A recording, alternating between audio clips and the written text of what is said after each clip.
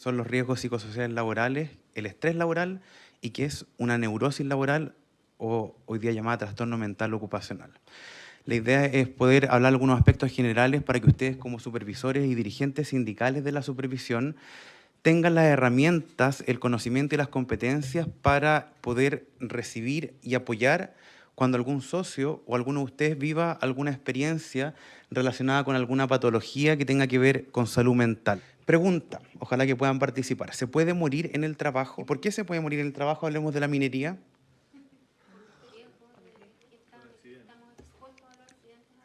Accidentes a diario, ¿no es cierto? ¿Nos podemos morir de algo que no sea un accidente?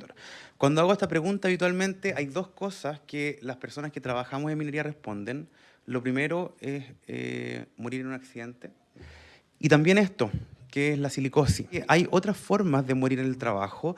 En Japón, fíjense que hoy día la principal o una de las principales causas de muerte es por lo que se llama agotamiento laboral. Ya hoy día países industrializados en que las medidas de prevención de riesgo han ido mejorando, pero ha habido otra forma de generar daño, tal como dice la colega de teniente, que es a través de otras vías de daño, como por ejemplo el suicidio, ¿ya? Fíjense que el año pasado en Japón se registraron por lo menos 189 muertes a causa de fatiga extrema. Ellos hoy día reconocen el suicidio, el infarto al cerebro y el infarto al corazón como patologías del trabajo, ¿ya? Probablemente es algo que a nosotros nos suena hoy día un poquito raro. ¿A quién conoce algún compañero de la división que se haya infartado? Que levante la mano. Todos, ¿no es cierto? Esos infartos en general hay países, ya como por ejemplo Japón, China y Corea, que los reconocen. Ya las muertes por agotamiento laboral tienen nombres propios y tienen criterios diagnósticos para definir que esa muerte fue una muerte a causa del trabajo.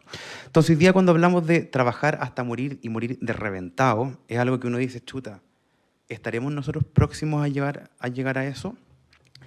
Y fíjense que en el caso de Japón es tremendo porque si bien es cierto, ellos a lo mejor tienen ciertas características culturales que los hacen ser, hay una cultura de estar ahí siempre presente y trabajar, trabajar, trabajar, trabajar, mostrarse, mostrarse, mostrarse, mostrarse.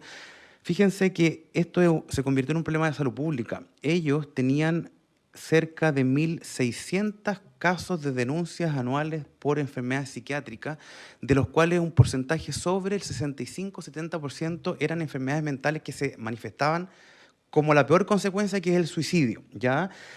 Y ellos empezaron a hacer el año 95 una fuerte medida de salud ocupacional que buscaba disminuir las muertes por enfermedades mentales asociadas al trabajo y disminuir la tasa de suicidabilidad laboral, y ellos empezaron a tener políticas mucho más estrictas respecto a lo que es la limitación de hasta dónde yo respeto los límites que tiene mi trabajo.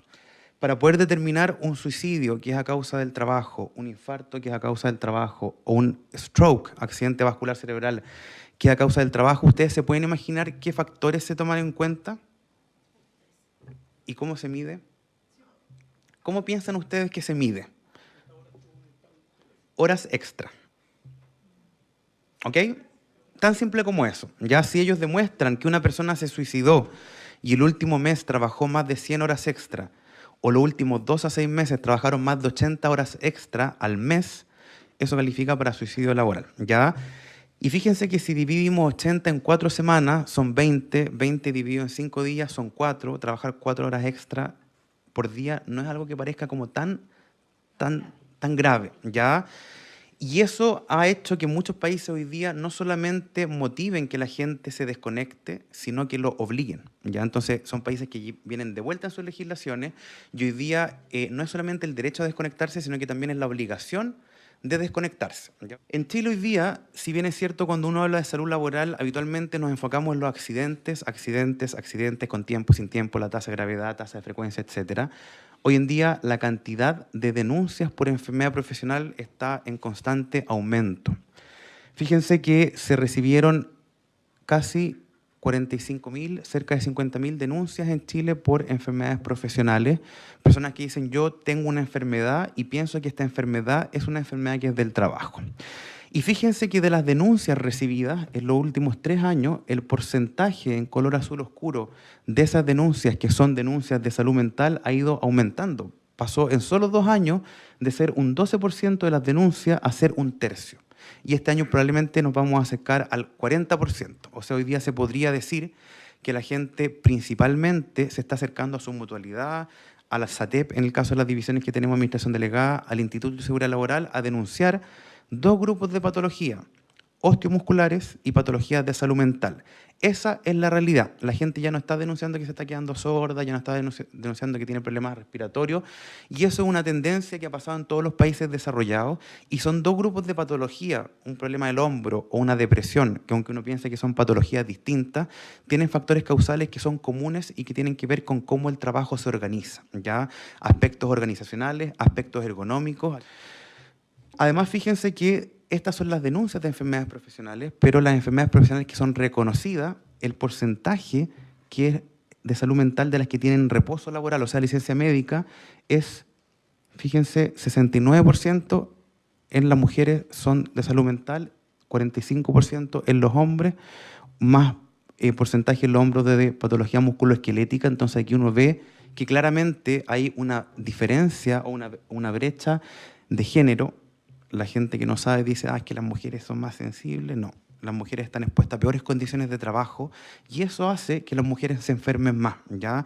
No es porque las mujeres sean más sensibles, sean más débiles, son mitos, son discursos que son machistas, es porque hoy día está demostrado que las condiciones de trabajo y de empleo de las mujeres son peores. Entonces hoy día vamos a ver 3 conceptos. El concepto número 1, y se los puse bien claritos porque ojalá que al final de esta presentación ustedes recuerden estos 3 conceptos y veamos si es que los aprendimos. ¿Qué es el estrés? Hoy día todos decimos estoy estresado, mi jefe me tiene estresado. Entonces, ¿qué es el estrés? Definirlo en términos simples y cómo afecta la salud de la persona. Lo segundo es que vamos a ver cómo son los factores psicosociales laborales y cómo se pueden evaluar y vigilar y cómo pueden generar daño estos factores cuando se convierten en factores de riesgo. La presentación se titulaba así porque efectivamente antes de que la persona se enferme tiene que haber un factor de riesgo y esos son los factores psicosociales de riesgo laboral. Y lo último, el tercer concepto es la enfermedad, el daño. Ya el factor de riesgo psicosocial laboral puede generar distintos tipos de daño, tal como lo decías tú, la persona se puede accidentar porque está estresada, pero lo que hoy día se ve de una forma más evidente es cuando la persona se enferma de una enfermedad mental, una enfermedad psiquiátrica. Esto me interesa mucho que ustedes sepan cómo nuestra legislación las reconoce, que no es lo mismo que cómo se pueden explicar desde el punto de vista científico. ¿Ya? Recuerden que lo que es una depresión laboral no es lo mismo en Chile que en Argentina, que en Francia, que en España, porque el apellido de laboral está dado principalmente, yo diría, incluso más que por factores médicos, por factores de legislación y normativa. ¿Qué es el estrés? ¿Ya? Una persona que está alterada con una irritabilidad excesiva, perfecto. El estrés es una respuesta. ¿Ya? El estrés no es algo que está dando vuelta por ahí, sino que es una respuesta que nosotros como individuos experimentamos. El estrés es una respuesta que no experimentamos solamente los humanos. Ya aquí yo les puse un gatito. ¿Ese gatito cómo está? Estresado, ¿no es cierto? Está estresado. Está, probablemente decimos, ¿no es cierto? Exacto. Si yo les digo que detrás de la cámara había un perro, ¿esa respuesta de estrés va a ser buena o va a ser mala? Buena, ¿no es cierto? Inicialmente probablemente va a ser buena porque a lo mejor le va a salvar la vida. ¿Ya? De hecho, el estrés es una respuesta que es una respuesta adaptativa. Nos estresamos no cuando estamos bien, nos estresamos cuando estamos mal. Es una respuesta física y emocional que es individual. Entonces, cuando yo digo que estoy estresado y tú dices que estás estresado, probablemente, aunque estemos diciendo lo mismo, estamos experimentando una alteración física y emocional que es diferente, ¿ya? Y se produce o se caracteriza por una activación y alerta que experimentamos ante la percepción de una amenaza, ¿ya?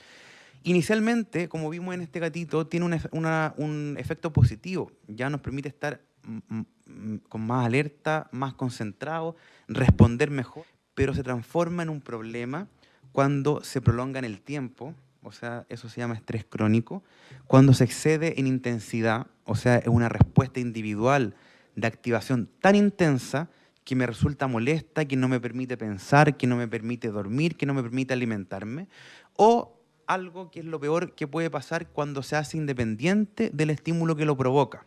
Entonces el gatito ya no se está así solamente cuando hay un perro, sino que cuando ve otro gato o cuando no ve a nadie, ¿ya?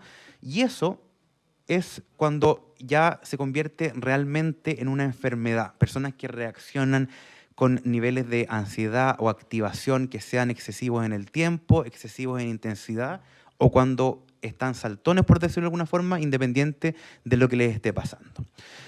Y aunque muchos piensen que el estrés simplemente es algo que tiene que ver con la salud mental, fíjense que en este cuadro aparecen todos los efectos que esta respuesta crónica, intensa o independiente del estímulo ejerce en el cuerpo humano, ¿ya? Efectos a nivel cerebral, todo lo que tiene que ver con trastorno del ánimo, ansiedad, ataques de pánico, problemas de sueño, problemas de irritabilidad. Hay gente que estresada le pasa al revés, se va para adentro o se deprime.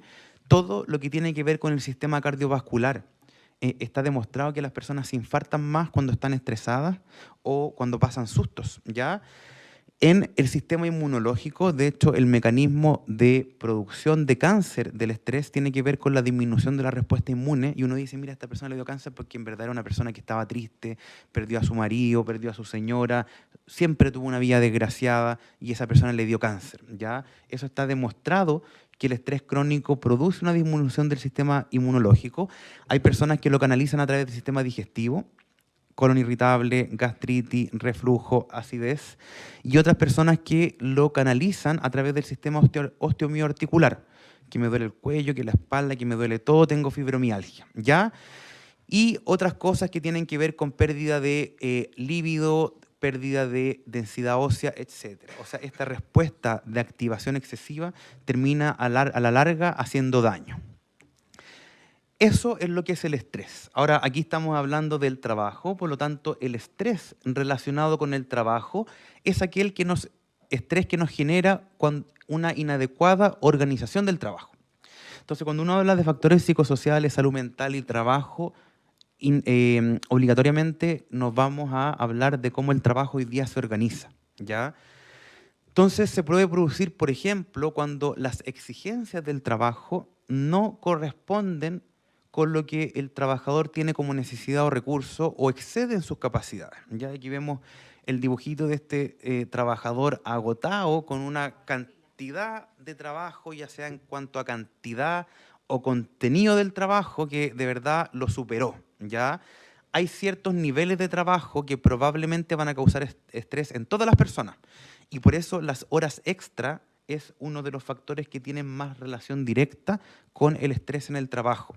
Porque una persona puede cumplir su horario de trabajo y sentirse igual que el trabajo es mucho, pero lo que es objetivo y demostrable siempre es la cantidad de trabajo que tiene esa persona en términos de hora y prolongación en el tiempo. O cuando los conocimientos y habilidades del trabajador o trabajadora no coinciden con las expectativas o la cultura de la empresa. Aquí probablemente volvemos a lo que conversábamos un poquito antes cuando hacíamos la discusión de qué pasa en la industria minera y la incorporación de la mujer, ¿ya? Hoy día uno dice, chuta, a lo mejor hoy día lo que una mujer en general, porque hablar de mujeres y hombres un poquito pasado de moda, espera de un trabajo, probablemente no calza para la mayoría de esas personas con las expectativas o cultura que tiene esa organización. Y uno dice, chuta, ya, pero busquemos o que las mujeres se adapten. ¿No? Generalmente uno debería pensar al revés, cómo logramos cambiar la cultura organizacional para que esa llave y esa tuerca calcen. Y fíjense que esto es tan importante que habitualmente, por lo menos en la corporación, cuando vemos casos de salud mental, habitualmente el problema parte en la selección de esas personas. Ya nosotros cuando recibimos una denuncia de trastorno mental ocupacional, lo primero que hacemos es pedir la evaluación psicolaboral preocupacional. Y uno se da cuenta, y eso es lo que uno de repente teme de estos procesos de incorporación de personas masivos o a toda costa, o que necesitamos llenar un número o un porcentaje, de que habitualmente pasa que nos saltamos un poquitito esos procesos y derechamente contratamos a personas que para este momento no hay un calce entre lo que la empresa espera de esas personas y lo que esa persona está dispuesta a hacer o dispuesta a dar. Este tema es tan importante que la Organización Internacional del Trabajo, donde hoy día estamos reunidos, estableció el Día Mundial de la Seguridad y Salud en el Trabajo, que se celebra una vez al año, el 28 de abril. El año 2016 el tema fue estrés en el trabajo. Ya dejaron de ser los accidentes, los sistemas de gestión, todas las sustancias químicas que ustedes se imaginan.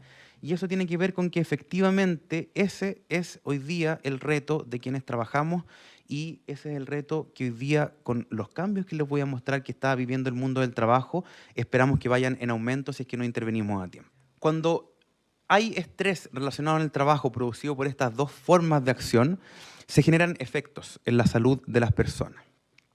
Esos efectos no necesariamente son enfermedades. Ya cuando se diagnostica una enfermedad es porque actuamos tarde. Habitualmente lo primero que vemos nosotros son trastornos del comportamiento. Y acá muy bien lo decían las colegas por allá, personas que empiezan a abusar de sustancia. Entonces nosotros vemos cómo los trabajadores y trabajadoras entran y no fumaban y ahora fuman. No chupaban y ahora chupan. Comían y entraron todos flaquitos y suben 1,5 kilos de peso por año, al menos en nuestra división. Sedentarismo, el sistema de trabajos, los turnos, viajar todos los días 3 o 4 horas, hacen que actividad física, ejercicio, deporte sea cero.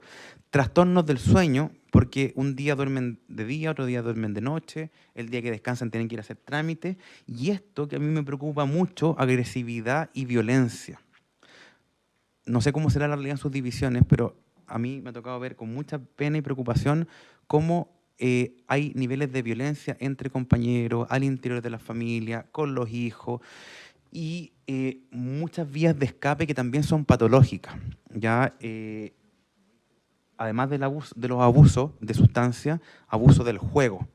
Entonces uno tiene que recibir a los trabajadores que viven en Calama o en Antofagasta o en los Andes, que son clientes frecuentes de los casinos, están endeudados 10 veces su sueldo, y eso es por buscar alguna forma desesperada de vía de escape, ¿ya? Y trastornos de la salud, todo esto generalmente antecede a los trastornos de la salud. Entonces una persona que es sedentaria, duerme mal y tiene una dieta inadecuada, probablemente se va a infartar tarde o temprano, es cosa de tiempo. Suicidio, depresión, ansiedad, enfermedades cardiovasculares, enfermedades digestivas, enfermedades mentales y trastornos musculoesqueléticos. Entonces, el estrés relacionado con el trabajo, estos son los efectos que producen en las personas. Esto es como la correlación de estos tres conceptos, ¿ya? El estrés relacionado al trabajo es ese estrés que les mostré que se produce cuando nos sobrepasamos de trabajo, cuando la carga de trabajo, el contenido del trabajo supera nuestra capacidad, nuestras expectativas, o cuando simplemente no calzamos. Ese estrés se produce porque hay un factor de riesgo psicosocial laboral. Y la consecuencia de ese estrés es el trastorno o el daño, ya sea un trastorno del comportamiento o de frentón una enfermedad. Entonces, hoy día, cuando nosotros decimos esta persona tiene un estrés, uno dice, ok, pero el estrés no es una enfermedad. Acá tenemos un problema psicosocial en el trabajo, ok, pero eso no significa que haya gente enferma, ok. Entonces es importante distinguir estos conceptos porque desde el punto de vista legal tienen distintos responsables y la gestión se hace de distintas maneras, que es lo que vamos a ver nosotros hoy día ahora.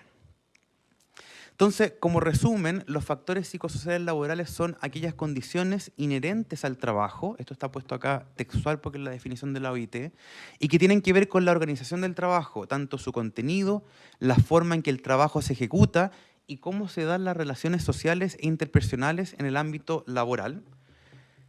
A diferencia, y esto es lo más bonito de este tema, a diferencia de otros riesgos, como por ejemplo riesgos químicos o físicos que nunca van a ser buenos para la salud, estos factores pueden tener un efecto negativo, que es el efecto más estudiado, que es cuando se convierten en factores de riesgo, pero también pueden tener un efecto positivo. Entonces uno ve cómo las organizaciones o las empresas o los centros de trabajo que tienen buena organización del trabajo, buenos procesos de selección, buenos programas de promoción de la salud, buenas políticas de promoción de la salud, en general, no solamente la gente no se enferma, no solamente la gente no trastorna su comportamiento, sino que la gente es más feliz, la gente produce más. Entonces acá el desafío no es solamente evitar que esto genere daño, sino que también el desafío es hacer que esto genere un factor protector de la salud tanto del individuo que trabaja como de su entorno familiar y comunitario. ¿Cómo el estrés o cómo la organización del trabajo puede generar daño en la salud de las personas? Estos son los modelos clásicos de riesgo psicosocial. Si ustedes se fijan en el trabajo, nosotros podemos tener una mayor o menor carga de trabajo y al mismo tiempo podemos tener una mayor o menor capacidad de decidir cómo y cuándo yo hago el trabajo. Si tenemos un trabajo altamente demandante en el cual yo tengo muy poco control sobre cómo yo hago el trabajo, eso se llama un trabajo de alta tensión. El ejemplo clásico es este oficinista bancario que está lleno de papeles, el contador, la contadora, y que en verdad tiene que marcar tarjetas de 8 a 6, está lleno de papeles, no tiene probablemente la opción ni siquiera de decir cuándo ir al baño, y eso está demostrado que es el tipo de trabajo que genera más riesgo de enfermarse. Para poder entender y por qué les pongo este modelo, es porque si nosotros queremos mitigar el riesgo psicosocial laboral, tenemos que o bajar la demanda o aumentar el control. Si yo tengo un trabajo o un periodo de tiempo en que tengo harta carga de trabajo, probablemente decidir cómo, cuándo y con quién hago ese trabajo va a ser mucho menos tensionante a que me lo impongan. Entonces, el tema no tiene que ver solamente con cuánto, sino que también tiene que ver con cómo, ¿ok? Y hay una tercera dimensión, que es la dimensión esfuerzo-recompensa. Ese es otro modelo psicosocial y que básicamente lo que haría sería incorporarle a este cuadrado una dimensión de profundidad y convertirlo en un cubo. Y eso tiene que ver con la recompensa. Si a este pelado que está acá yo le doy un sueldo de 8 millones de pesos, yo no sé si se va a sentir estresado. Ya probablemente él va a decir, sí, en verdad, Marco, acá estoy haciendo un trabajo muy intenso, pero chuta, por 8 palitos, ningún problema, manténganme, no necesito nada acá y yo voy a ser feliz. Y eso es porque la tercera dimensión, que se llama recompensa, es una dimensión que puede de alguna forma entrar a jugar en esta ecuación. Y claramente hay una recompensa que es estructural y la más importante, indudablemente, que es el salario. Pero hay otras formas de recompensa que no son plata. Y eso se llama estima, respeto, promoción y la seguridad de conservar el empleo. Porque si yo tengo un buen sueldo y no hay brecha, si me dicen que mi cargo está ahí, probablemente da lo mismo cuánto gane, porque si tengo el temor de que lo voy a perder, eso genera daño, ¿ya? Y esto es importante porque nosotros, al menos en Andina y en otras divisiones de Codelco también, cuando hemos hecho toda la medición de riesgo psicosocial, hoy día el problema nuestro no tiene que ver en general con carga de trabajo, no tiene que ver con la forma en que nosotros decidimos cómo hacemos el trabajo, sino que en general tiene que ver con esto, ya con la recompensa. Y la recompensa no en términos económicos, porque en general los sueldos de la industria minera están por sobre el mercado nacional, por mucho, sino que tiene que ver con el reconocimiento no económico. Ya nosotros tenemos en minería muy institucionalizado cuando a un trabajador lo penqueamos, como se dice, y muy poco institucionalizado cuando al trabajador lo premiamos o felicitamos. Y si hay una forma de promover y de felicitar a ese trabajador, son formas que hoy día están cuestionadas. Entonces, hoy día un desarrollo de carrera laboral que debería ser justo y equitativo en la promoción de personas que trabajan bien, hoy día vemos que genera más problemas que ser un sistema que sea justo, ¿ok? Fíjense que esto, que es vigilar la salud de las personas que trabajan y cómo vigilamos el ambiente psicosocial del trabajo, hoy día está en un protocolo. Uno dice, chuta, ¿y cómo yo puedo saber si hay sílice en el ambiente? Clarito, hay una maquinita que usted se la pone, lo mide, sacamos una ecuación, lo metemos en un computador y lo vemos. Hoy día hay varios agentes de riesgo que pueden causar distintas enfermedades que tienen protocolos del Ministerio de Salud que dice este riesgo se vigila de la siguiente forma. Y hay un protocolo desde el año 2012, que es el protocolo de riesgos psicosociales laborales, que establece cómo yo debo medir y qué debo hacer para evaluar el riesgo psicosocial laboral. Obviamente no hay una maquinita que permita medirlo. Esto no es medir ruido, ni medir sílice, ni saber cuánto peso tengo que cargar. ¿Ya? Las formas para evaluar riesgo psicosocial laboral son conversando o encuestando. ¿Ya? No existen otras formas hoy día. Hay ciertas formas de medir estrés, ciertos indicadores, marcadores inflamatorios, hormonas, pero para medir el ambiente de trabajo se hace conversando o encuestando.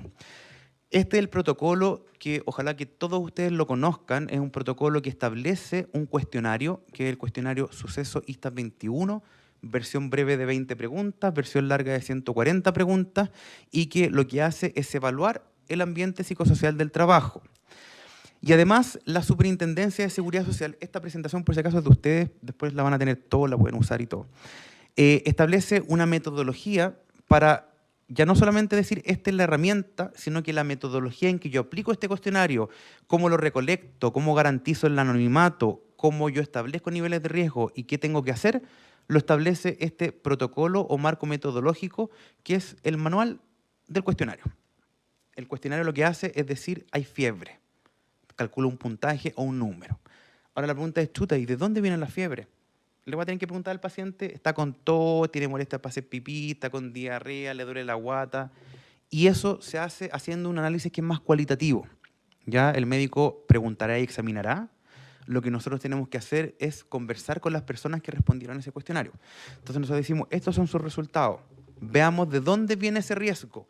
Porque un mismo resultado, una misma temperatura del termómetro, en un grupo puede ser una infección urinaria, en otro puede ser una infección pulmonar. Y son dos cosas que se enfrentan completamente distintas.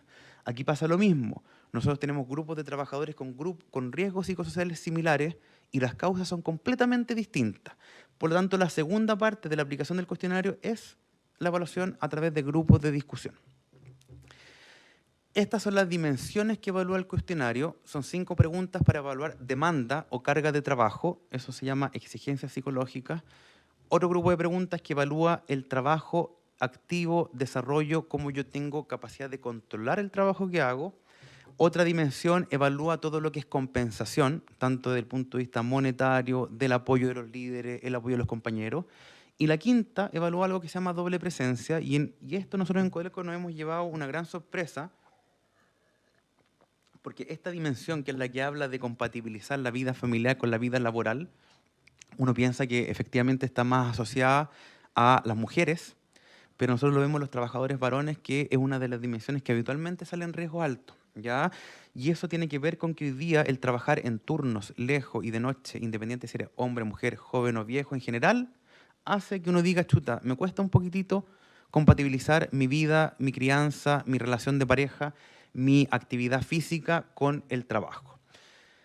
Esto no es para este taller, porque el manual del método es un método que no es complejo, pero tiene hartas aristas. Si a alguno le interesa, lo podemos conversar más en profundidad más adelante. Pero lo único que les quiero destacar, y que lo hemos visto porque a mí me ha tocado liderar esto a nivel de la corporación, no solamente la división, es que habitualmente el método ha sido mal aplicado en la mayoría de las divisiones, ¿ya? ¿Y por qué? Porque en muchas divisiones lo que se ha hecho es repartir el cuestionario a todo el mundo, respondan y después lo juntamos todo y vemos qué es lo que pasa. Habitualmente lo que pasa en eso es que no sale ninguna cosa ni fu ni fa. Ya, tal como hablaba desde el punto de vista estadístico, sacamos como un promedio, pero pueden tener valores extremos y no estamos pensando que todos no están ni bien ni mal, entonces mejor no hacemos nada. Fíjense que aquí yo les puse solamente un ejemplo. Nosotros partimos aplicando esto en nuestra mina Rajo, y fíjense que en la mina Rajo, que tienen el mismo sistema turno, misma cantidad de hombres y mujeres, hacen la misma pega, ganan el mismo sueldo, fíjense que en un grupo tuvimos un nivel sin riesgo, que es algo raro de ver, y en otro grupo tuvimos el riesgo más alto. Si hubiésemos evaluado todos esos trabajadores juntos, hubiesen salido todos como más o menos. Cuando nosotros en este grupo, bueno, no tenemos que hacer nada, más que preguntarles qué están haciendo bien para poder replicarlo, y en este grupo probablemente tenemos que enfocarnos y trabajar duro, ¿ok? Solamente para que se recuerden que esto, para poder aplicarlo bien, es como que yo le diga, quiero ver si mis trabajadores están respirando polvo. Entonces, a todos los trabajadores les pongo una maquinita y saco un promedio. Probablemente el que esté con el polvo hasta la oreja va a salir como que el promedio es más bajo, y el que está en el edificio administrativo que nunca respiró polvo, el promedio le va a decir como que está expuesto, ¿ya? Y este es el último tema, hablar de qué es un trastorno mental ocupacional, cuando una persona tiene una enfermedad profesional de salud mental psiquiátrica. Esto es cuando una persona ya tiene un daño que está establecido. No es que la persona diga, pucha, yo me siento mal, estoy con problemas, sino que la persona tiene que tener un diagnóstico médico, ¿ya? Diagnóstico médico con un código, y ese código tiene que corresponder a alguno de las clasificaciones que existen hoy día de enfermedad. No basta con que la persona diga yo me siento mal, ya tiene que tener un diagnóstico psiquiátrico y los diagnósticos psiquiátricos tienen criterios. La calificación de que este diagnóstico médico sea ocupacional o no, recuerden siempre que depende de la legislación de cada país. ¿Ok? Yo les voy a explicar cómo funciona en Chile, lo que no significa que hoy día nosotros estemos reconociendo lo que es y no reconociendo lo que no es, porque eso no es así. Y la metodología de esta clasificación se estandarizó recién en el año 2016. Antiguamente, yo trabajé en la H un montón de tiempo, uno llegaba y decía, esta señora tiene depresión, es mujer, para afuera. Se está separando, para afuera. Este caballero está un poco viejo, para afuera. Uno siempre buscaba la forma de pegarle o sacar a la gente de alguna forma de la ley, y eso hoy día no está permitido. Ya hoy día hay una metodología y quiero contárselas brevemente para que ustedes sepan cómo esto funciona. Lo segundo es que si vamos a hablar de enfermedades del trabajo, yo les estoy hablando exclusivamente de aquellos trabajadores que estamos cubiertos por la ley 16744. Nunca olviden que hay un 30% de trabajadores que hoy día están fuera de la seguridad social, que son los trabajadores informales. Trabajadores independientes que no cotizan, trabajadores que trabajan en labores domésticas con trabajo en negro, por decirlo de alguna forma. Y ese porcentaje de cobertura, si bien es cierto, se ha mantenido 71%, en algún momento fue 72%, hoy día 70%, la tendencia o las proyecciones es que empiece a aumentar la cantidad de trabajadores desprotegidos. Fíjense que hoy día hay cerca de 5,5 millones o 6 de las personas que están cubiertas por el seguro de la ley 16744. Y solamente les quiero mostrar cómo el porcentaje de enfermedades mentales, que son enfermedades mentales ya reconocidas, con un timbre que dice esto en laboral, se han ido comiendo cada vez más parte de la torta de las enfermedades del trabajo.